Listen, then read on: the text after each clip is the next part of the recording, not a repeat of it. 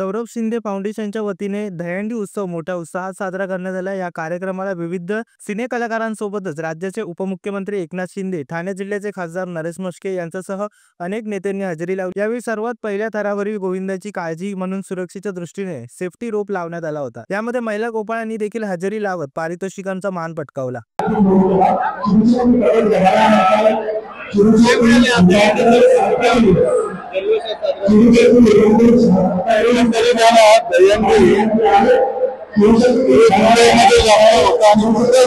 वाढल्यामुळे मुंबईमध्ये पण लोकांना उत्सुकता होती।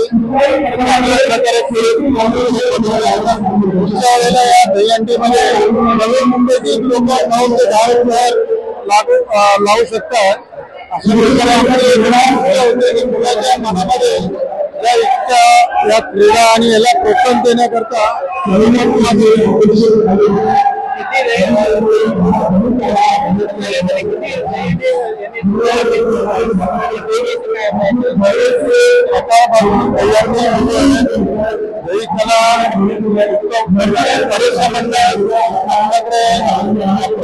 बरेचसे मंडळ बाकी टायमामुळे काही मंडळांना